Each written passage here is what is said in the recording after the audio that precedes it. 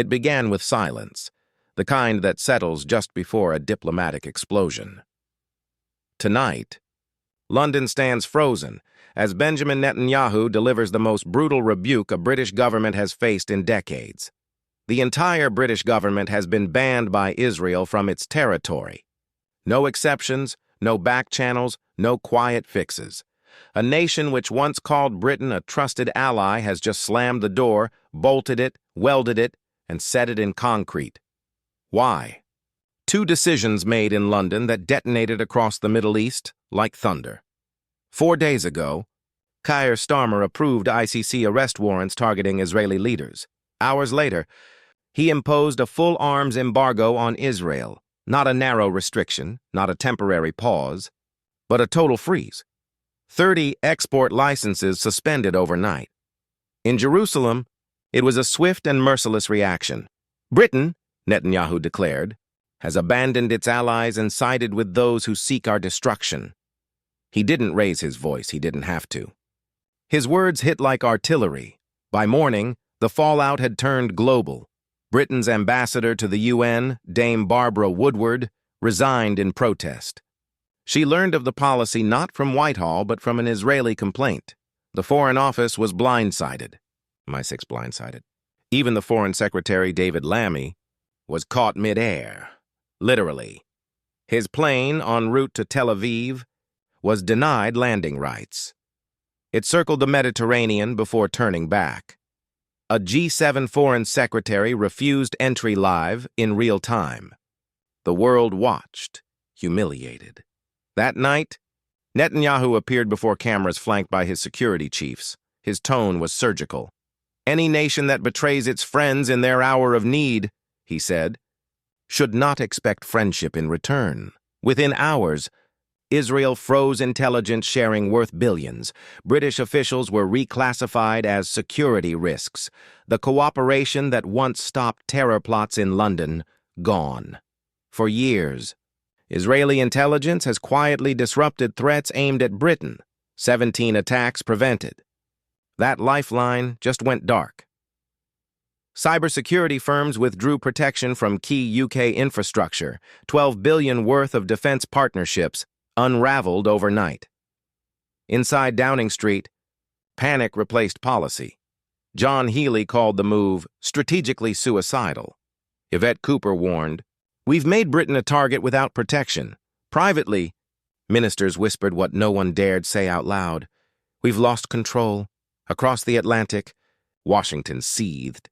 It relies on the UK-Israel-US intelligence triangle. Now, one corner has collapsed. A senior U.S. official told reporters off the record, "If forced to choose between London and Jerusalem, we already have. At home, the damage deepens. Jewish families ask, who keeps us safe now? Synagogues reliant on Israeli tutelage suddenly are on their own. Faith schools recheck fences and cameras, wondering if moral gestures can stop bullets. The backlash in Parliament is volcanic.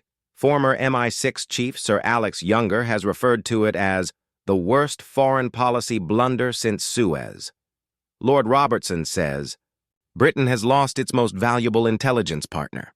Across the Gulf, Saudi Arabia, the UAE, and Bahrain have aligned themselves quietly with Israel.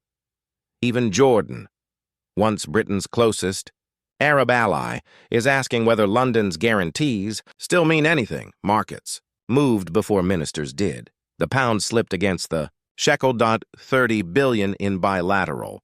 Trade now hangs in limbo. Israeli venture capital freezes. Investment in the city tech firms, once eager to cooperate, are severing ties. Analysts predict losses over $100 billion in biotech, cyber, and defense. Inside Israel, retaliation has become personal. British students expelled, research labs shuttered, journalists refused entry. The British embassy in Tel Aviv now sits isolated, a ghost post in the heart of what was once a friendly nation. From Paris to Warsaw, diplomats whisper what London fears most, that Britain has become unreliable. Questions flew around like wildfire within NATO. Would Britain abandon us too? And beyond the headlines, a darker truth grows. MI5 warns that Iranian proxies are testing the gaps in UK surveillance. Militia groups and cyber actors are testing the seams. Without Israel's eyes, those threats move unseen. Starmer insists this was about moral leadership. But moral leadership means little when the sirens are louder than slogans. Rishi Sunak sees an opportunity. He steps forward. Britain stands with its democratic allies, or it stands alone. Polls can change overnight. Labour collapses into the teens. The Prime Minister's once solid authority is cracking under the weight of global humiliation. By morning tomorrow, Cobra will be holding an emergency briefing, a desperate scramble to rebuild what has been lost. Nobody in that room will say it out loud, but everybody knows. Britain has walked blindfolded into the dark. Because in geopolitics, the moment you turn your back on your allies, you don't get peace. You lose your shield.